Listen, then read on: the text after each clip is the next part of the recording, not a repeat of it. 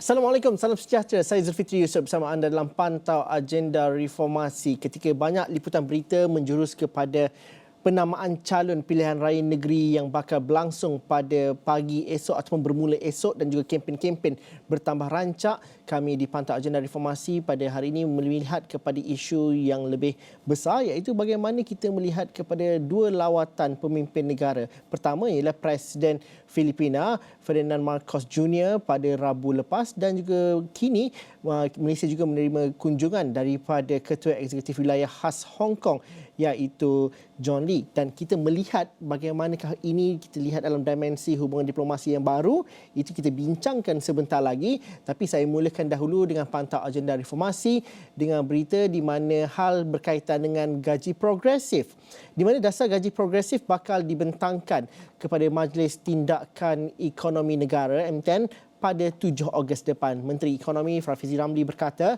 setelah persetujuan dicapai, beliau yakin ia bakal menjadi satu polisi kerajaan yang popular dan diterima baik oleh majikan. Satu sesi libat urus wakil-wakil majikan bersama dengan Kementerian Ekonomi juga dilakukan hari ini bagi membincangkan berkaitan dengan model gaji progresif. Katanya perkara itu akan diumumkan selepas mendapat keputusan dasar minggu hadapan. Saya ingat majikan hari ini ada satu libat urus oleh Kementerian Ekonomi dengan wakil-wakil majikan. We will go through the process, tapi setakat ini majikan ada kebimbangan kerana mereka bimbang kalau kerajaan paksa mereka membayar gaji. Kerana itu akan ada kesan kepada kos dan sebagainya lah, yang kita sebenarnya ambil maklum. Jadi sebab itu saya yakin apabila model gaji progresif itu kita berjaya dapat keputusan dan diumumkan konsepnya, saya sebenarnya yakin bahawa majikan-majikan juga akan turut gembira. Jadi I'm actually very confident that it's going to be a very popular policy by the government. Not so much because dia gaji, is because I think it's high time. It's one structural issue that has been there for a long time that require a policy prescription yang sebelum ni tidak ada. So I'm confident both pekerja dan kali ini majikan pun akan menerima baik dasar model gaji progresif yang kita akan cadangkan insya-Allah setelah mendapat keputusan dasar minggu depan. Pada Khamis, Perdana Menteri Datuk Seri Anwar Ibrahim berkata kerajaan akan melaksanakan dasar yang menyokong peningkatan upah berbanding KDNK ke tahap 45%, termasuk mengkaji semula tahap gaji minimum dan memperhalusi model gaji progresif. Tapi model gaji progresif ini bukanlah untuk menggantikan model gaji minimum yang telah dilaksanakan di Malaysia. Sebaliknya, ia perlu menjadi pelengkap kepada satu sistem gaji yang ideal. Justru itu, usaha kerajaan untuk mengkaji pelaksanaan model gaji progresif di Malaysia adalah wajar untuk memastikan peningkatan kualiti hidup dan kemahiran, khususnya kepada pekerja separa mahir. Ketua Ekonomi Buruh Kementerian Sumber Manusia dan Emiratis UAE, Profesor Madya Dr. Muhammad Yusof Saari berkata, isu utama berkaitan gaji di Malaysia adalah majikan cenderung untuk menggunakan gaji minimum sahaja untuk menetapkan gaji pekerja. Seolah-olah kalau gaji minimum kita letakkan 1,500 untuk pekerja hari ini, tahun depan pun 1,500, tahun lagi satu pun 1,500, kecuali kalau ada perubahan gaji minimum. Jadi dia tidak progres. Sepatutnya tahun ini gaji dia 1,500 floor wage dia, ya. Tahun depan mungkin dia naikkan kepada 1,700. Tahun berikutnya dia meningkat lagi menjadi 2,100 contohnya. Itu yang dimaksudkan dengan progression tadi. Pada 13 Julai lalu, Kementerian Sumber Manusia KSM berpandangan model gaji progresif yang digunakan di kebanyakan negara amat baik dalam meningkatkan produktiviti pekerja di samping merangsang pertumbuhan ekonomi. Bagaimanapun, menterinya V. Siva Kumar berkata ia perlu dilihat secara menyeluruh sebelum dilaksanakan di negara ini. Sementara itu, Muhammad Yusof berkata data dicerap berkaitan gaji pekerja di Malaysia menunjukkan kebimbangan terutamanya melibatkan pekerja separa mahir. Jelas beliau, pelaksanaan model gaji progresif juga akan memberikan situasi menang-menang antara majikan dan pekerja di Malaysia. Progresif wage ni perkara yang menariknya adalah dia datang bersekali package bersama dengan peningkatan kerjaya dan produktiviti. Maksudnya kan ni kalau gaji naik 10%, kita juga kena pastikan peningkatan 10% itu akan diterjemahkan kepada peningkatan produktiviti juga. Jadi dia bila peningkat produktiviti, dia tidaklah menjadi beban kepada majikan. Beliau berkata demikian semasa menjadi tetamu dalam program Pantau Kos Sara Hidup membincangkan mengenai model gaji progresif pada Jumaat. Inisiatif pakej perpaduan yang dilaksanakan oleh Kementerian Komunikasi dan Digital dijenamakan sebagai pakej Rahmah bermula hari ini. Menterinya Fahmi Fadzil menjelaskan ini termasuk pelaksanaan dengan kerjasama penyedia-penyedia perkhidmatan telekomunikasi melalui pakej perpaduan internet mudah alih prabayar dan pakej perpaduan jalur lebar tetap home internet serta pakej perpaduan projek perumahan rakyat PPR dan perumahan awam PA My Cable. Bermula hari ini, semua inisiatif pakej perpaduan yang saya sebutkan tadi akan dijenamakan semula sebagai pakej Rahmah.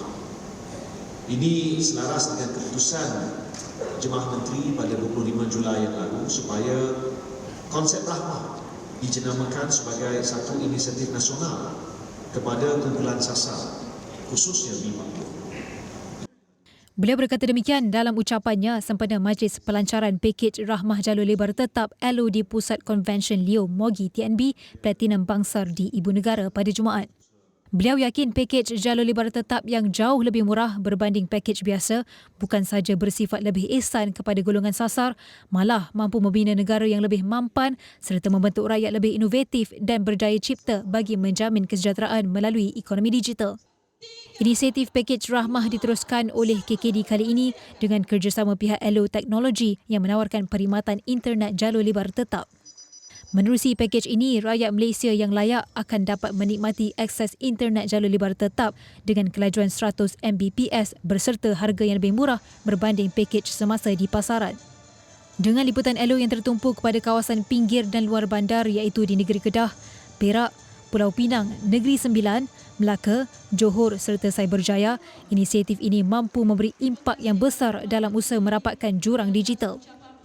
Selain kelajuan sehingga 100 Mbps, pakej Rahmah LO juga menawarkan perkhidmatan internet dengan data tanpa had untuk kontrak langganan selama 24 bulan pada harga hanya RM69 iaitu penjimatan sebanyak RM30 sebulan berbanding pakej semasa yang ditawarkan oleh LO iaitu RM99. Inisiatif pakej Rahmah ini merupakan bukti bahawa keperluan dan kebajikan rakyat untuk menikmati perkhidmatan internet dengan harga lebih murah dan mampu milik diberi perhatian serius oleh kerajaan perpaduan dan syarikat penyedia perkhidmatan.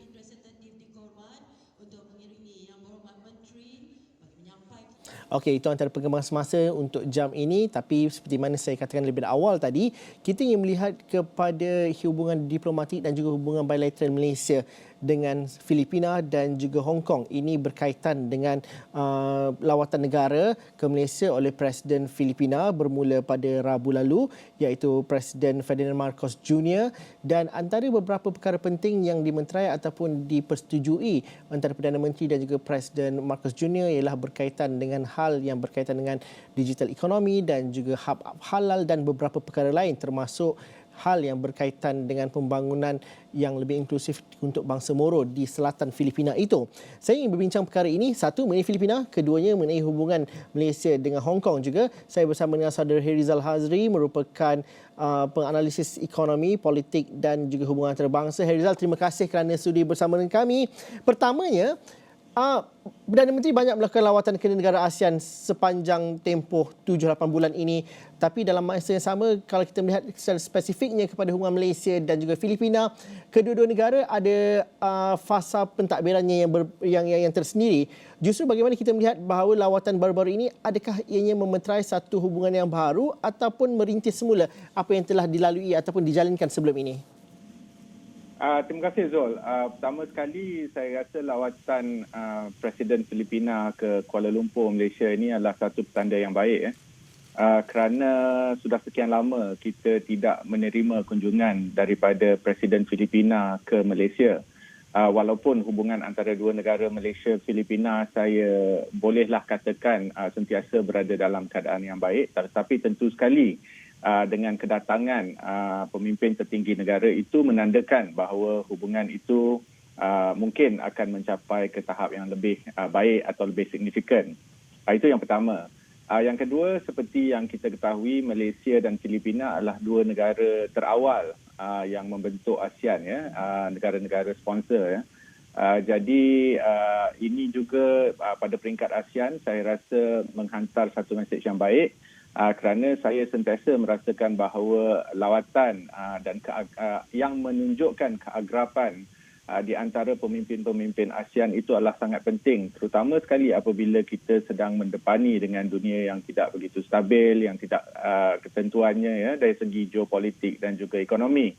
Jadi ASEAN harus lebih kukuh dan pemimpin-pemimpinnya saya rasa harus menunjukkan ke dunia bahawa kita mempunyai hubungan yang benar-benar akrab, bukan daripada segi kertas sahaja, tetapi sering mengadakan perbincangan dan lawatan di antara negara.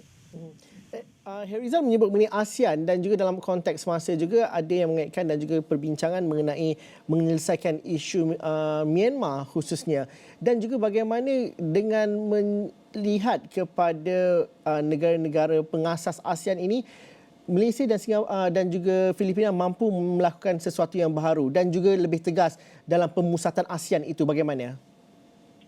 Saya tidak tahu bahawa sama ada, ya, isu ASEAN itu diperbincangkan, isu Myanmar itu diperbincangkan atau tidak dalam lawatan ini. Tetapi dari segi dasarnya, tentu sekali negara-negara terawal yang membentuk ASEAN ini mempunyai pengaruh yang agak tinggi, ya, di dalam hala tuju ASEAN, terutama sekali kalau kita lihat kepada krisis-krisis yang ASEAN lalui, dan krisis-krisis yang penting, ya, yang mungkin boleh melonggarkan atau merumitkan setia kawan di antara negara-negara ASEAN sendiri. Jadi sama ada perbincangan itu berlaku atau tidak, itu adalah perkara lain, tetapi dengan adanya lawatan ini, saya berharap bahawa sekurang-kurangnya Malaysia dan Filipina dapat membentuk semacam persetujuan yang boleh dibawa kepada peringkat negara-negara lain, ya, di ASEAN tentang bagaimana negara-negara ASEAN boleh sama-sama mencari satu jalan dan bertindak untuk menyelesaikan krisis di Myanmar.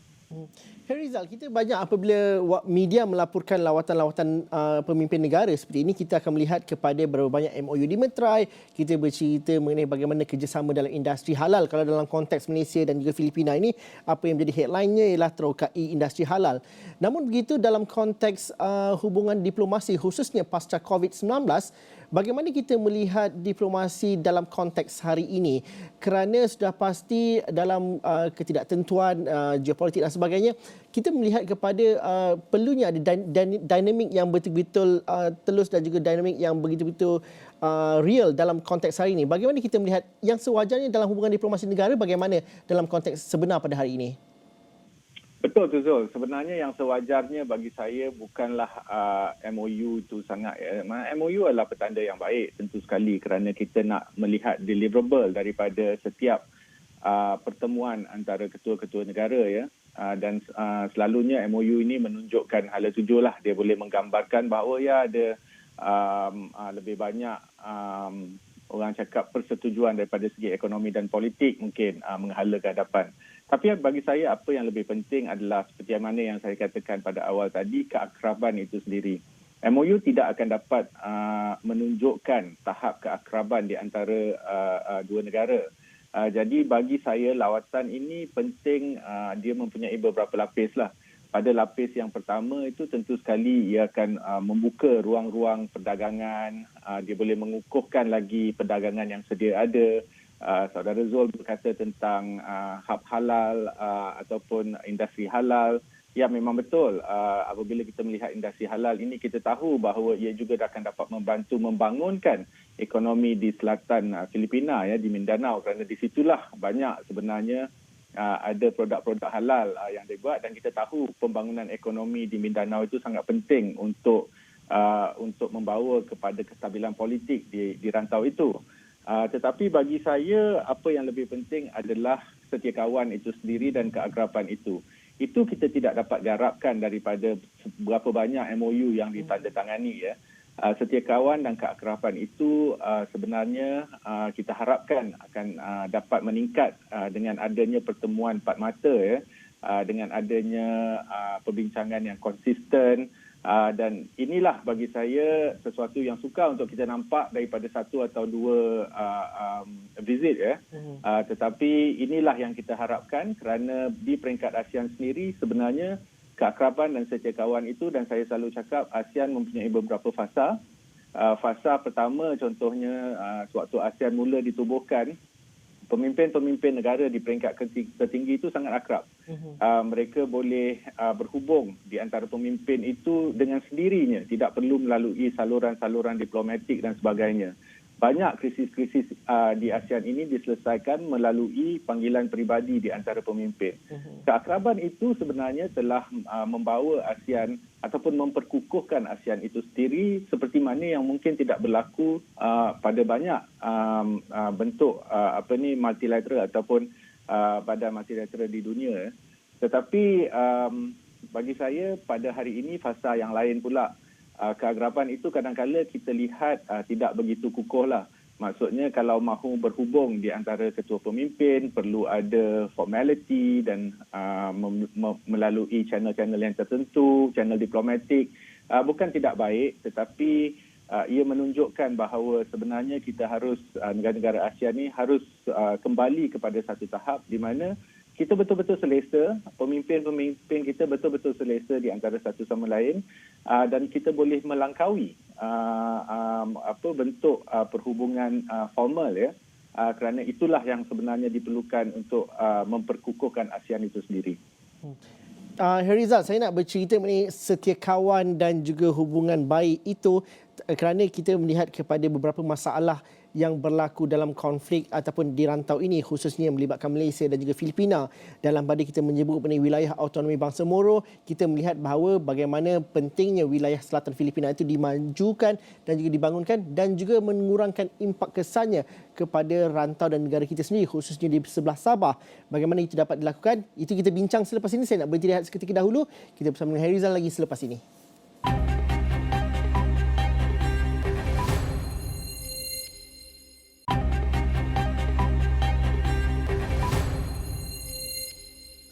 Saudara Herizal masih lagi bersama dengan saya. Terus saja pada soalan saya tadi, Herizal. Bagaimana kita bercerita mengenai keakraban, setiakawan ini dapat menyelesaikan masalah antara kedua-dua negara yang kita tidak lihat ataupun tidak dapat dinyatakan melalui numbers of MOU dan sebagainya.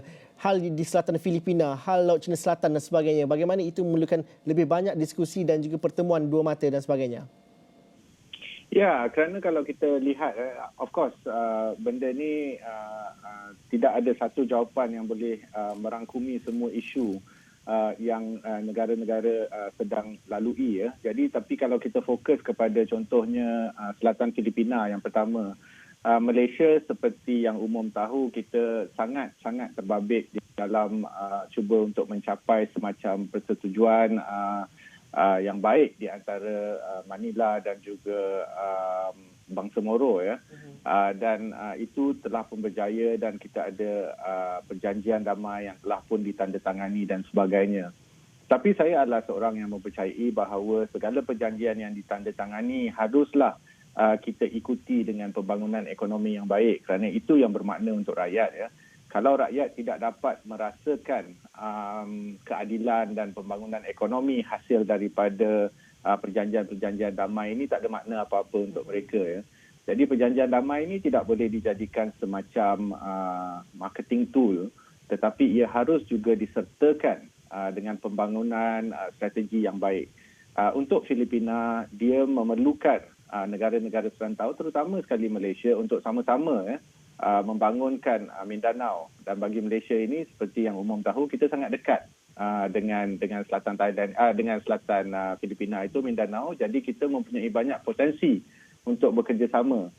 Jadi bagi saya ini antara benda yang kalau kita perlu tunjukkan secara teknikal ya, naratifnya adalah hubungan Malaysia dan Filipina itu tidak terbatas kalau bercerita tentang selatan Filipina atau Mindanao ini daripada segi hanya untuk mencari penyelesaian ataupun perdamaian di atas kertas, tetapi perlu disusuli dengan kerjasama kedua belah negara untuk membangunkan ekonomi di Mindanao. Jadi bagi saya ini adalah satu kriteria yang sangat penting yang harus dipenuhi oleh kedua-dua negara. Tetapi untuk menjadikan ini satu realiti, ia memerlukan hubungan yang sangat baik antara negara-negara kerana kepercayaan dan juga orang cakap kebersamaan untuk mencapai objektif ini adalah sangat penting. Kalau kita mempunyai strategi sahaja tetapi kepercayaan dan kebersamaan itu tak ada, tak mungkin ia dapat dibuat. Dan pada akhirnya, kalau selatan Filipina itu damai dan dapat membangun, tentu sekali Malaysia juga akan mendapat kesan positif ya pembangunan itu untuk rakyat kita sendiri, terutamanya di bahagian Sabah. Itu yang pertama. Kalau kita lihat kepada Laut Cina Selatan pula, tentu sekali claimant ya ataupun negara-negara yang mempunyai kepentingan di dalam kawasan-kawasan bertindih di Laut Cina Selatan itu termasuklah Filipina dan juga Malaysia. Jadi Malaysia dan Filipina ini bukan sahaja mempunyai pertindihan dengan China, contohnya ataupun negara China, tetapi di antara kedua belah negara juga. Jadi ini lagi sesuatu yang agak kompleks, tetapi bagi saya kalau dapat bukannya fokus untuk persempadanan maritime saja, tetapi fokusnya adalah untuk sama-sama membangunkan kawasan-kawasan di mana ada pertindihan itu memberi petunjuk yang sangat baik kepada masyarakat dunia bahawa negara-negara di ASEAN dapat bekerjasama walaupun mereka mempunyai klaim ya terhadap sesuatu kawasan, tetapi kalau kawasan yang bertindih itu mempunyai potensi pembangunan, mereka dapat bekerjasama untuk membangunkan kawasan itu untuk kebaikan ekonomi kedua negara lah. Kalau kita cerita tentang bilateral dua negara, Malaysia Filipina, itu yang pertama. Dan yang kedua juga kita harus sensitif dengan alam sekitar. Jadi walaupun kita sering memperkatakan tentang isu Laut Cina Selatan ini daripada segi keselamatan, tetapi banyak kawasan-kawasan di Laut Cina Selatan ini yang kita perlu sama-sama sama ada membaik pulih ataupun memelihara bagi tujuan masa depan yang lebih baik kan, environment kan. Jadi kita tidak boleh lupa itu. Jadi kalau antara Malaysia Filipina contohnya ada kawasan pertindihan, tapi kita dapat merangka semacam kerjasama untuk memelihara kawasan itu, sama-sama menjaga kawasan itu untuk generasi akan datang, contohnya, itu juga adalah petanda yang baik di mana kita dapat menunjukkan kepada dunia bahawa di dalam perbezaan pendapat kita mencari kesamaan dan kesamaan itu akan dapat membawa kepada keamanan dan kepentingan sejagat. Rizal, saya ada 2 minit lebih kurang tapi saya nak tanya juga pasal Hong Kong dalam masa yang sama. Kedatangan Chief of Hong Kong John Lee yang menamatkan lawatannya di ASEAN dan dia memilih Malaysia sebagai destinasi terakhir. Bagaimana kita melihat signifikan dan juga memahami fungsi dan juga signifikannya kehadiran beliau di Malaysia? Pertama, kita kena faham walaupun Hong Kong itu nampaknya kecil, dia adalah rakan dagang ke-9 terbesar Malaysia dan dagangan Malaysia-Hong Kong ini telah mencecah kepada ratusan bilion pada tahun 2022. Jadi bagi saya dengan adanya lawatan ini kita mungkin boleh melihat kepada beberapa kaedah di mana kedua belah negara boleh lagi meningkatkan perdagangan ataupun kerjasama ini.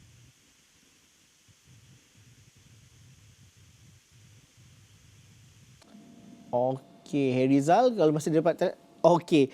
Saya minta maaf kat situ, Herizal terputus di talian, tapi kita berceritakan hari ini. Tadi terakhirnya saya nak bertanyakan soalan mengenai signifikan hubungan Hong Kong dan juga Malaysia dalam konteks semasa di mana John Lee Ka-chiu merupakan ketua eksekutif wilayah khas Hong Kong kini berada di Malaysia untuk lawatan 3 hari bermula semalam hingga esok, dan hari ini juga ada acara ataupun satu event yang cukup signifikan, pertemuan beliau bersama dengan Menteri Pengangkutan Anthony Loke yang berlangsung di sebelah siang tadi, di mana ada banyak cerita terutamanya mengenai bagaimana kerjasama MRT Hong Kong juga untuk membantu jajaran MRT di Johor.